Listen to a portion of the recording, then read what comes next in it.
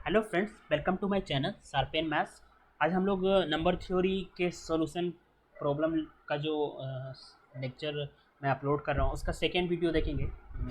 ये सारे question C S R NET previous year में पूछे गए हैं और ऐसे क्वेश्चन काफ़ी सिंपल कभी कभी पूछे जाते हैं। तो आपको मैंने प्रीवियस वीडियो में बोला था कि ऐसे क्वेश्चन अगर पूछे जाते हैं तो आपको अटैम्प्ट लेना चाहिए, क्योंकि ये सारे एडवांटेज हो जाते हैं आपको स्कोर को बढ़ाने में। लाइक एलपीपी के कुछ क्वेश्चन हो गए हैं, मार्कअप चेन के कुछ क्वेश्चन हो गए हैं, कुछ टोपोलॉजी पढ़े हैं, बेसिक चीज़ आता है तो उसमें भी आप कम टाइम टेकिंग कुछ देखना चाहिए। एक बार अगर कोई बेसिक पढ़ा हुआ है तो टाइम नहीं देना है तैयारी में, बट अगर वैसे कुछ क्वेश्चन आता है सिंपल तो एक बार देखना चाहिए आपको।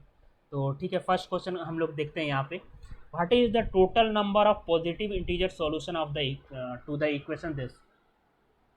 पॉजिटिव इंटीजर सॉल्यूशन इसका पूछ रहा है। ओके, तो पॉजिटिव इंटीजर सॉल्यूशन कैसे मिलेगा, इसको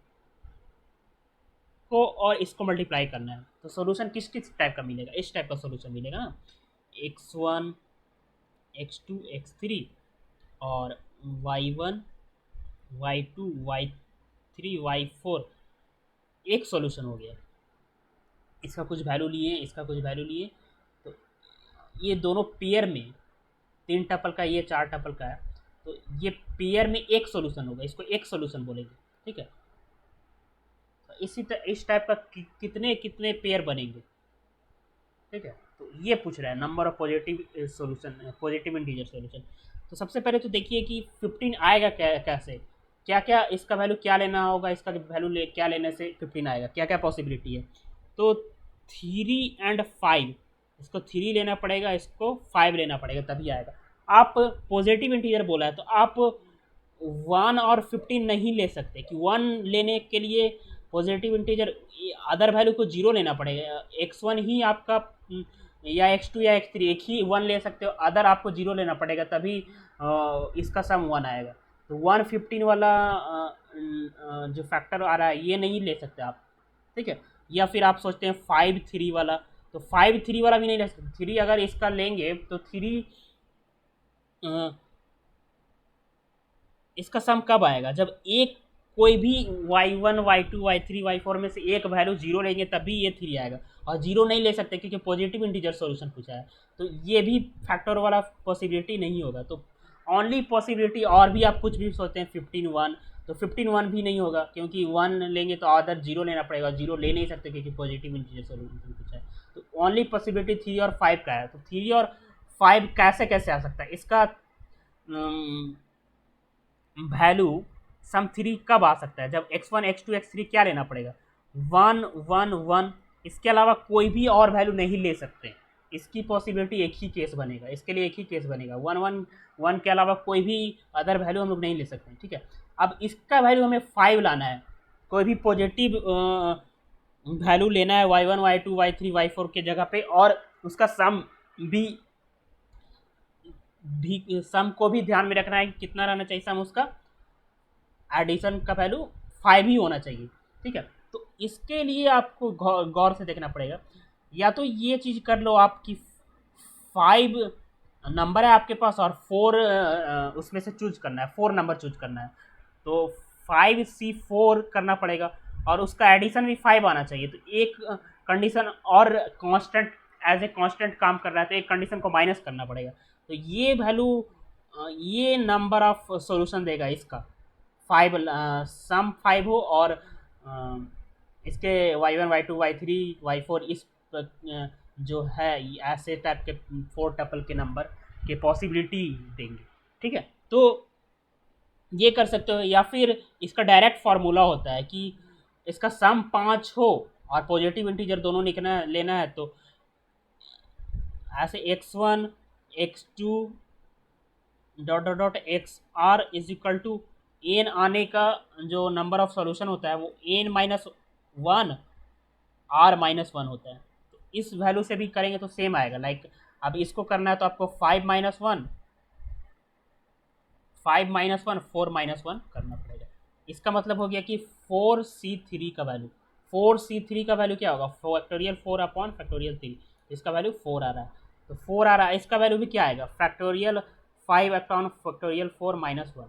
तो इसका वैल्यू 5 माइनस 1 क्या आएगा 4, तो 4 ही आ रहा है। तो इसकी 4 पॉसिबिलिटी, इसकी एक पॉसिबिलिटी, तो 4 इंटू 1 कितना आएगा 4। आई थिंक आपको क्लियर होगा। इसके ऐसे ऐसे 4 टपल के हम लोग 4 केस बना सकते हैं, जिसका सम 5 होगा, तो जिससे हम लोग 5 आ जाएगा इसका वैल्यू, और इसका एक ही केस बनेगा 1 1 1 वाला, तो जिससे सम भी 3 आ जाएगा, 3 5 करने पे 15 भी आ जाएगा। तो इसका आंसर 4 होगा। आप अच्छे से एक बार फिर से देख लीजिएगा वीडियो अगर दिक्कत हो रहा हो। ओके, नेक्स्ट क्वेश्चन पे आते हैं हम लोग। Reminder when reminder obtained when 16 to the power 2 to the 2016 करने पे, sorry, reminder obtained when 16 to the power 2016 is divided by 9 equal, 9 से डिवाइड करने पे रिमाइंडर क्या आएगा, ये क्वेश्चन में पूछा जा रहा है। ओके, तो हम लोग अभी 10 100 ये सब देख रहे थे, आपको 9 से पूछा है, तो करते हैं इस क्वेश्चन को सॉल्व।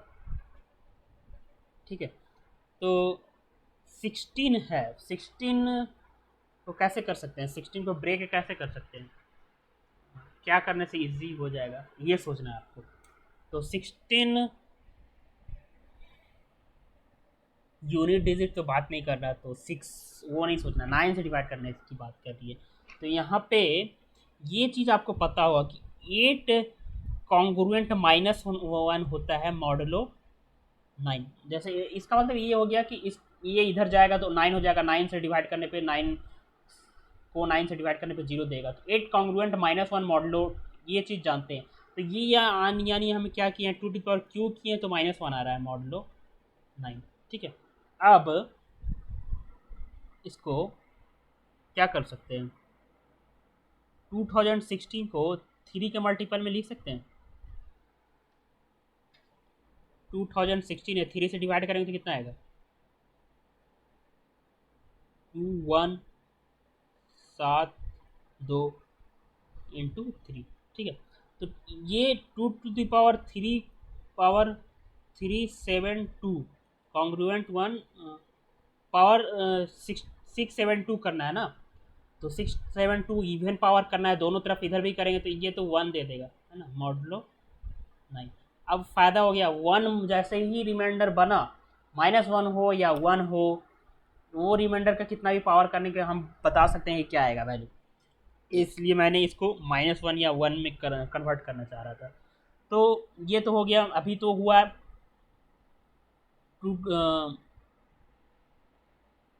टू द पावर ये 2 to the power 2016 congruent 1 modulo 9, but इसकी वैल्यू तो पूछी नहीं गई है, पावर 4 और करना पड़ेगा, तो पावर 4 दोनों तरफ करेंगे, 2 टू द पावर 4 2016, तो इधर भी पावर 4 करेंगे तो 1 ही आएगा मॉडुलो 9। तो यही पूछा है कि इसका 9 से डिवाइड करने पर रिमाइंडर क्या आएगा, तो 1 आएगा, तो 1 आंसर। तो ऐसे 1 लाने का कॉन्सेप्ट यूज करते हैं हम लोग, 1 कैसे आ जाए, -1 कैसे आ जाए, 2 भी सिंपली थोड़ा इजी होता है कंपेयर टू अदर। ठीक है, तो ये नेक्स्ट क्वेश्चन पे आते हैं हम लोग। अब is be the set of all integers from 100 to 999 which are neither divisible by 3 और nor divisible by 5, तो number of elements in S वैसे इंटीजर का कॉलेक्शन है जो कि इतना से इतना के बीच में है, 100 से 999 के बीच का वो सारे नंबर जो कि न 3 से डिवाइड हो न 5 से डिवाइड हो। कैसे निकालेंगे इस क्वेश्चन को आपको सोचना है। अगर हम 3 से डिवाइड होने वाले और 5 से डिवाइड वाले टोटल नंबर निकाल दें तो हमें नहीं डिवाइड होने वाले नंबर निकल सकते हैं कि नहीं, क्योंकि नहीं डिवाइड होने वाले नंबर निकालना थोड़ा टफ है, डिवाइड कितने होंगे ये निकाला जा सकता है, ये हम कॉन्सेप्ट यूज कर सकते हैं। जैसे कि 100 और 999 के बीच कितना नंबर है, 900 नंबर है। अब 900 नंबर में कितने नंबर ऐसे होंगे जो 3 से डिवाइड होने वाले होंगे, तो 3 से डिवाइड कर दो तो ऐसे नंबर कितने होंगे, 300 होंगे। उसी तरह 900 नंबर में 5 से डिवाइड होने वाले कितने नंबर होंगे, तो डिवाइड करो आप, 180 नंबर होंगे। ठीक है, बट और भी ऐसे नंबर इसमें आ गए हैं जो कि दोनों से डिवाइड हो रहा होगा। इस ये दोनों में ऐसे ऐसे नंबर और आ गए, जैसे मतलब आप देख लो 15 ऐसा नंबर है, 15 छोड़ो आप, जो 135 ले लो, इस दोनों के बीच में ऐसा नंबर है जो 3 से भी डिवाइड हो रहा है, तो और 5 से भी डिवाइड होगा। तो ऐसे अगर हम काउंट करें, 3 से डिवाइड करने वाले अलग निकाले, 5 से डिवाइड होने वाले अलग निकाले, तो इसमें इसमें दो और दोनों को सम कर दे, तो इससे क्या होगा कि ऐसे नंबर एक बार और काउंट हो गए हैं ऑलरेडी, जो कि दो दो बार काउंट हो गए हैं। यानी आप ऐसे सोच लो कि 135 3 से डिवाइड हो रहा है, तो 135 इसमें भी काउंट हो गया है, और 5 से डिवाइड होता है तो इसमें भी आ गया है, तो दो दो बार काउंट हो गया है। तो वो चीज़ को हटाने पे ही निकलेगा कि 3 से भी डिवाइड हो और 5 से डिवाइड हो, एग्जैक्ट नंबर कितने होंगे। तो एग्जैक्ट नंबर निकालने के लिए आपको क्या करना पड़ेगा फिर, तो ये ध्यान में रखना होगा कि 3 और 5 का एलसीएम कितना होता है 15, 15 से डिवाइड होने वाले कितने नंबर हैं इसके बीच में, तो आपको 900/15 करना पड़ेगा। ये कितना होगा 60, ठीक है। तो ये कितना हो गया, 3 से डिवाइड होने वाले और 5 से डिवाइड होने वाले नंबर कितने होंगे, 300 प्लस 180, और ये 60 को माइनस करना पड़ेगा, कितना हो गया 420। तो ये तो हो गया 3 और 5 से डिवाइड होने वाले नंबर, ठीक है, टोटल नंबर, टोटल नंबर 100 से 999 के बीच में हमें निकालना है कि 3 और 5 से ना 3 से डिवाइड हो ना 5 से डिवाइड हो। तो ये इतने नंबर अगर इसके बीच में 3 से डिवाइड हो रहे हैं और 5 से डिवाइड हो रहे हैं, तो 900 से इसको निकाल दें इतने नंबर को, तो जो बचेंगे जितने नंबर 420 है, तो जितने नंबर बचेंगे वो नंबर क्या होंगे, उतने ही नंबर 3 से डिवाइड होने वाले नहीं होंगे और 5 से डिवाइड होने वाले भी नहीं होंगे। 480 जो ऑप्शन है वो ऑप्शन हो जाएगा, करेक्ट होगा। ठीक है, ओके, नेक्स्ट क्वेश्चन पे आते हैं। ये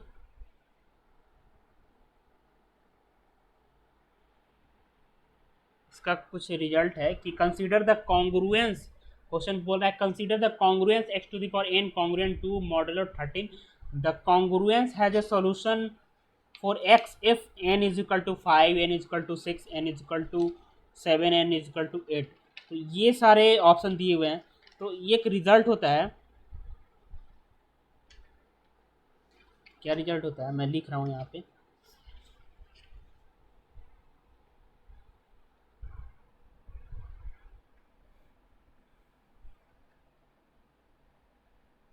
ना has a solution if,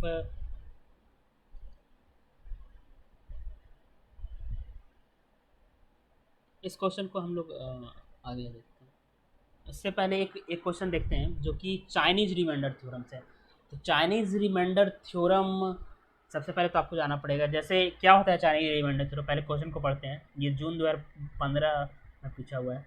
which of the following intervals contain and teaser satisfying the following 3 congruence वैसा कौन सा नंबर है जो कि तीनों कंडीशन को सेटिस्फाई करता है। यानी आपको वैसा नंबर जिसमें 5 से मॉडलो लगाए तो 2 रिमाइंडर दे, 5 से डिवाइड करें वो वही नंबर होना चाहिए, जो 5 से डिवाइड करने पे 2 दे वही नंबर, 7 से डिवाइड करने पे 3 देना चाहिए वही नंबर, 11 से डिवाइड करने पे 4 देना चाहिए। तो ऐसे नंबर कौन सा नंबर है ऐसा, तो ऐसा नंबर आप निकाल लेंगे तो आपको पता चल जाएगा कौन से इंटरवल में लाई करेगा, आंसर निकालना है बस। तो ऐसे क्वेश्चन को हम लोग चाइनीज रिमाइंडर थ्योरम से क्या करते हैं, फाइंड आउट करते हैं।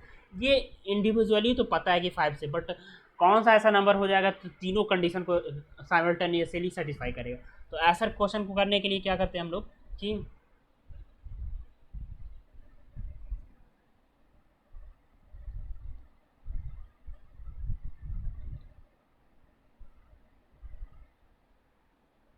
चाइनीज रिमाइंडर थ्योरम लगाते हैं। तो एक एन कैपिटल लेना होता है, एन का जो वैल्यू होगा कैपिटल एन का वैल्यू, इसको हम लोग A1 बोलेंगे और N1 बोलेंगे, इसको A2 बोलेंगे, N2 बोलेंगे, A3 N3। एन का जो वैल्यू होगा N1 N2 N2 into N3, यानी एन का वैल्यू होगा 5 इंटू 7 इंटू 11, मैं यहाँ पे थोड़ा सा कैलकुलेट करने से बचूंगा टोटली। यहाँ पे फिर क्या करना है, एन ये लेते हैं और आपको अब एक एन वन निकालना है। तो एन वन का जो वैल्यू होता है n upon n one, small n one. ये सब चीज़ें ध्यान में रखना है, n one n two n three किसको माने हैं। तो 5 से डिवाइड कर देंगे तो ये क्या 77 हो जाएगा। एन टू क्या होगा, n upon small n two, ये क्या हो जाएगा 55। एन थ्री क्या होगा, एन अपॉन एन थ्री, तो ये क्या हो जाएगा 35। ओके, अब ये सारी चीज़ें आपका निकल गया। तो अब हमें निकालना होगा x1 x2 x3, small x1। Okay, तो देखते हैं।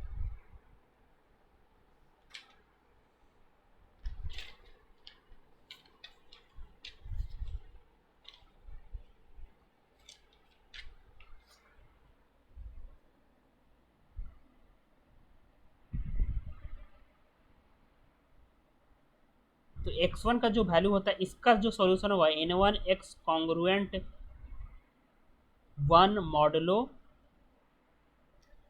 n1। ओके, तो n1 कितना है 77x कॉन्ग्रुएंट 1 मॉडुलो 5। ओके, तो इसका जो सोल्यूशन होगा n1 x congruent 1 modulo n1 का, वही x1 होगा। वही क्या होगा x1। इसका वैल्यू आप निकाल सकते हो, जैसे इसको डिवाइड कर दो इधर तो 2x हो गया, 2x कॉन्ग्रुएंट 1 मॉडलो, दोनों तरफ कोई आप डिवाइड कर सकते हो, कोई दिक्कत नहीं है। इधर डिवाइड करोगे तो क्या आएगा 277 में डिवाइड करेंगे तो 2 बच जाएगा रिमाइंडर, तो 2x इसको लिख सकते हैं और 1 से डिवाइड करेंगे तो 1 ही रहेगा। अब 2x बताओ, x1 फर्स्ट सॉल्यूशन जो होगा इसका वही होगा क्या, x का वैल्यू क्या पुट करेंगे तो 1 रिमाइंडर देगा, और ऐसे एक से ज़्यादा वैल्यू भी हो सकता है। तो फर्स्ट वैल्यू क्या होगा, लाइक 3 पुट करेंगे तो 1 आएगा, 3 2 या 6 तो 1 रिमाइंडर देगा 5 से डिवाइड करेंगे। उसके अलावा अगर आप 5 लेते हो नहीं कुछ और वैल्यू जैसे 8 लेते हो तब भी होगा, बट फर्स्ट जो वैल्यू होगा सॉल्यूशन, फर्स्ट सॉल्यूशन वही होगा। तो x1 का वैल्यू क्या आ गया 2 होगा। सेम मेथड यूज करके हम लोग क्या निकालते हैं x2 निकालते हैं। तो n2 कितना है 55, 55x कॉन्ग्रुएंट 1 मॉडुलो, मॉडुलो आपको लेना पड़ेगा 7। ठीक है, तो ये 7 से डिवाइड करेंगे तो कितना देगा -1 यानी 6x, 6x कॉन्ग्रुएंट 1 मॉडलो 7। तो 7 से अब इसको ये सोल्यूशन क्या आएगा, क्या लेंगे कि 1 रिमाइंडर आएगा। x का वैल्यू फर्स्ट सोल्यूशन क्या होगा 1 लेंगे तो होगा नहीं, 2 लेंगे तो 12 होगा नहीं होगा, 3 लेंगे तो नहीं होगा, 4 लेंगे तो 24, 5 लेंगे तो नहीं होगा, 6 लेंगे तो हो जाएगा। तो x1 x2 का वैल्यू 6 होगा, 6 6 या 36 1 आ जाएगा। उसी तरह x3 का वैल्यू निकालना है आप, तो 35x कॉन्ग्रुएंट 1 मॉडुलो 11, तो 11 से इसमें डिवाइड करेंगे तो 2x कॉन्ग्रुएंट 1 मॉडुलो 11। तो फिर कितना लेना पड़ेगा 6 ले लो x3 का वैल्यू, तो सॉल्यूशन आ जाएगा 12, 12 में 1 से डिवाइड करेंगे तो x3 का वैल्यू, इसका जो सॉल्यूशन होगा वही x3 होगा। x2 निकल गया, x3 निकल गया, x1 निकल गया। तो वैसे इंटीजर निकालना है जो तीनों कंडीशन का सेटिस्फाई करे, उसका जो रिजल्ट होता है उसका जो फॉर्मूला कह सकते हो आप कि ये होगा a1 x1 a1 x1 n1 plus a2 x2 n2 plus a3 x3 n3। तो ये क्या हो जाएगा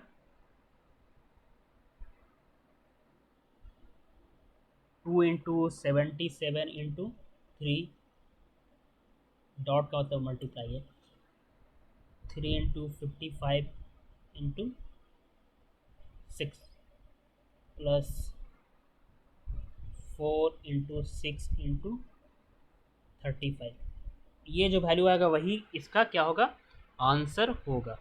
अब अब हमें एक्चुअली रिमाइंडर चाहिए, जो भी नंबर आएगा उसको आप n से डिवाइड करने से जो वैल्यू आएगा वो एग्जैक्ट सोल्यूशन होगा। क्योंकि अगर कोई नंबर 5 से डिवाइड करने पे इतना दे रहा है, 3 से डिवाइड 7 से डिवाइड करने पे इतना दे रहा है, 11 से डिवाइड करने पे इतना दे रहा है, तो तीनों का मल्टीप्लिकेशन जो होगा उससे डिवाइड करने पे भी सेम वैल्यू होगा। ठीक है, उसमें चेंजिंग नहीं होगा। तो आपको क्या करना पड़ेगा, इतना मॉड्यूलो लेना पड़ेगा। तो इसका मल्टीप्लाई करके आप वैल्यू निकालो, उसके बाद 385 से उसमें डिवाइड करो, जो रिमाइंडर होगा वो होगा। और 385 का मल्टीपल का जितने नंबर होंगे सारे सॉल्यूशन होंगे, ध्यान में रखना। ठीक है, क्या करना है, मान ली एक्स है, तो एक्स कॉन्ग्रुएंट आपका जो कुछ वैल्यू निकालना है 385। ठीक है, अब जो भी एक्स रिमाइंडर आएगा इसमें डिवाइड करने पे वो हो जाएगा आंसर। अब जो आंसर आएगा उसमें मान ली ए आंसर आया या बी आंसर आया, B plus 385, B plus 2 into 385, इस टाइप के सोल्यूशन होंगे, फर्दर सोल्यूशन। तो इस टाइप के जितने नंबर होंगे और जो भी इंटरवल में लाई करेगा वो इसका आंसर हो जाएगा। तो मैं पूरा कैलकुलेशन नहीं कर रहा हूँ। ठीक है, नेक्स्ट क्वेश्चन पे आते हैं। ये देखिए कितना सिंपल क्वेश्चन सेक्शन सी में पूछा था 2018, जब मैं भी इस सीएसएन 8 का एग्जाम देता था, पूछा था, और मैंने अटेम्प्ट भी किया था। और काफ़ी सिंपल क्वेश्चन है, लोग लॉन्ग देख के इसको पढ़ते नहीं हैं, और अगर पढ़ते हैं तो आप इजीली क्वेश्चन, बस ऑप्शन को भी अच्छे से पढ़ना है तो ये क्वेश्चन इजीली कर सकते हैं और 4.75 मार्क्स गेन कर सकते हो आप।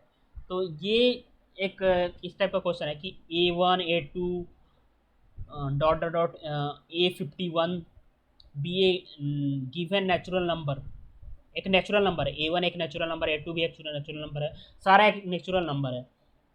और सारे ये जो नेचुरल नंबर है वो 1 और 100 के बीच का नेचुरल नंबर है। यहाँ पे कंडीशन दिया हुआ है कि 1 और 100 के बीच का नेचुरल नंबर है। फॉर ऑल आई, जो आई है सफिक्स है इसका 1 to 51, which of the following are correct, कौन सा करेक्ट होगा इस आई के लिए। तो there exist i and j, 1 से 51 के बीच में कोई ऐसा नंबर मिलेगा जो ए आई और ए जे को डिवाइड करेगा। तो ऑब्वियसली मिल सकता है। आप 2 ले लो, आई का वैल्यू, इसका वैल्यू 4 ले लो, तो A2 का वैल्यू 2 ले लो और A4 का वैल्यू 4 ले लो, तो A2 A4 को डिवाइड करेगा, है ना। क्योंकि A1 A51 1 और 100 के बीच का नंबर लेना है, नेचुरल नंबर लेना है, तो कंटिन्यूस A1 से स्टार्ट कर दो, 1 2 3 4 51 तक, तो A2 हो गया, इसके बीच का ही नंबर है 2, और इसका बीच का नंबर है 4। तो 2 और 4 ऐसा एग्जिस्ट कर जाएगा जिसको A2 A4 को डिवाइड करेगा। उसी तरह there exist i with this condition, 1 और 51 के बीच में आई ऐसा मिलेगा जो a i is an odd integer, odd मिलेगा बिल्कुल।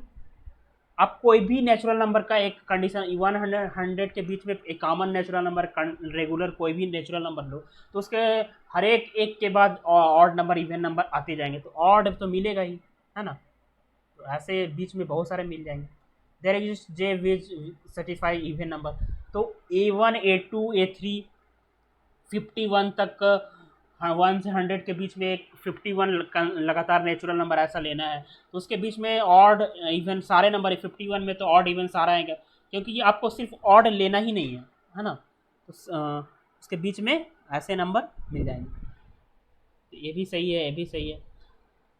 आई there exist i less than j such that a i minus a j greater than 51। अब बताओ ऐसा एग्जिस्ट करेगा, आई छोटा होना चाहिए जे से, सच that a i minus a J 51 consistent number है। तो सबसे छोटा और सबसे बड़ा वैल्यू लेके देखो, आप पता चल जाएगा। आप सबसे छोटा वैल्यू कोई भी ले लो और सबसे बड़ा वैल्यू के बीच का डिफरेंस कितना होगा, 51 नंबर ही है और नेचुरल नंबर है, तो कंसिस्टेंट रेगुलर लेना है। तो डिफरेंस आएगा जो दोनों के बीच का कितना आएगा, 50 आएगा। और 51 से बड़ा है क्या, नहीं है बड़ा, तो ये ऑप्शन क्या होगा, रॉन्ग होगा। तो ये काफ़ी मतलब जनरल कॉमन माइंड वाला ये क्वेश्चन पूछा गया था। तो आई होप आज सारे क्वेश्चन आपको क्लियर होंगे। तो आप भी और भी जो भी अभी एक क्वेश्चन मैं डिस्कस नहीं किया, या फिर सी एस आर नेट में और भी नंबर थ्योरी के जो क्वेश्चन पूछे गए हैं वो मैं फर्दर लेक्चर में धीरे धीरे डिस्कस करूँगा। और आप कुछ बता सकते हैं इससे रिलेटेड नंबर थ्योरी के कुछ कॉन्सेप्ट थ्योरेटिकल पार्ट में दिक्कत हो, कमेंट बॉक्स में कमेंट कर सकते हैं, मैं ज़रूर अपलोड करने की कोशिश करूँगा। तो थैंक यू फ्रेंड्स।